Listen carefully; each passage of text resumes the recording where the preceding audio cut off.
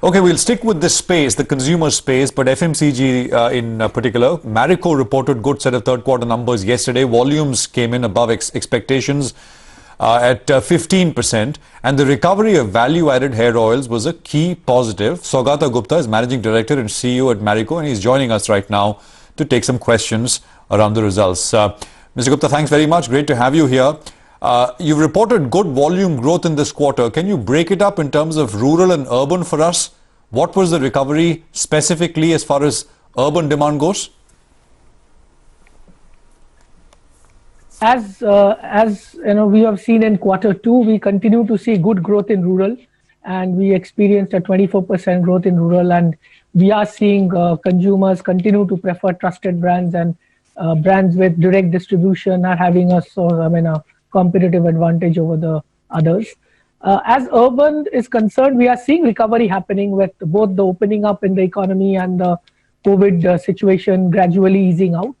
One notable change which has happened in, I think, the urban is the organized retail that was declining in the first 2 quarters is recovering. And as far as we are concerned, it was flat for us this quarter. And we expect going forward, if the situation continues to improve in terms of both COVID and the economy opening up and economic recovery, I think organized retail will start picking up. Mr. Gupta, actually all that is quite a positive commentary from you, but I wanted you to detail the impact of increasing input costs on your margins. Will you be taking any price hikes to pass that on to the customers? So I think as an organization, we believe in driving volume growth and market share as long as margins are within a certain threshold, and we have always guided that the margin should be the floor of 19% plus 19 to 20%.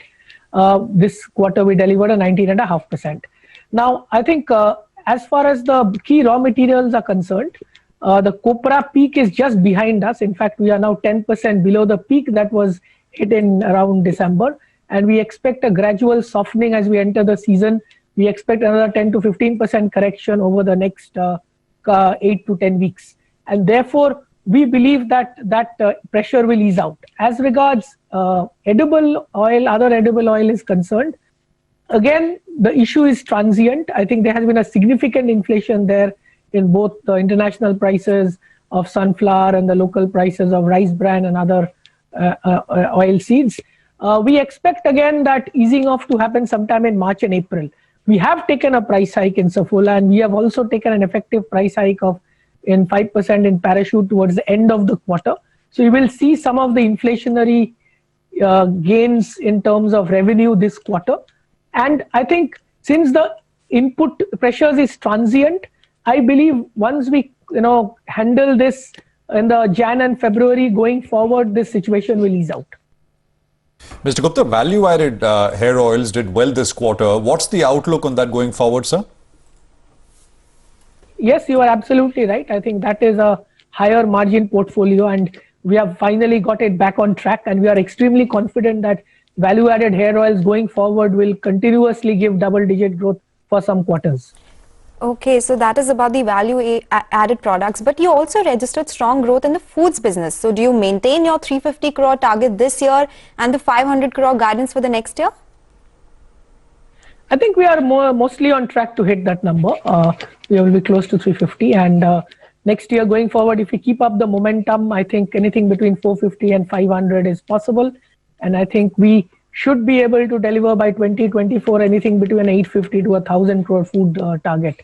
I strongly believe that we want to focus on few things, but I think category choice making into looking at mid-size categories with a tailwind for growth, and that's, I think, paying dividends. And I think honey continues to do well. We are also seeing encouraging signs in both Chyawanprash and nuggets, which we have launched in select markets. And the base food, we have been able to significantly increase penetration, and the base food of oats and masala oats also exhibited a very, very strong 50% growth, and that's essentially driving penetration. The addressable market is huge because what started off as a breakfast market, I think we are now targeting the entire in-between meals, healthy eating kind of a market, which is a very, very huge market.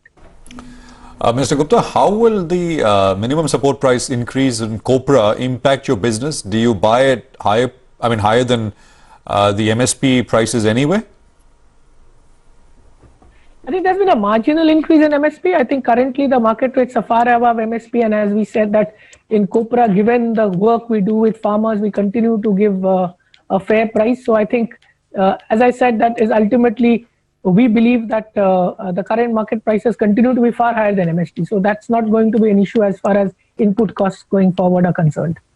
So, Mr. Gupta, last question before we let you go. Then your urban growth is flattened, rural is growing, and international is doing well too.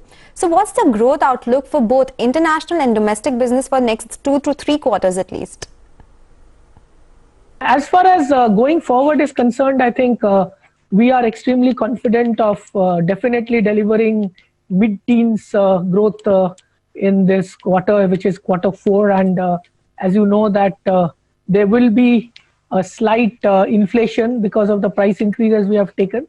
And in international business also, as far as trends is concerned, I think the work which we have done in the Southeast Asian business in terms of transformation is complete, and it's well poised to deliver double-digit growth. And therefore, overall international business is therefore, we are pretty confident of delivering double-digit growth.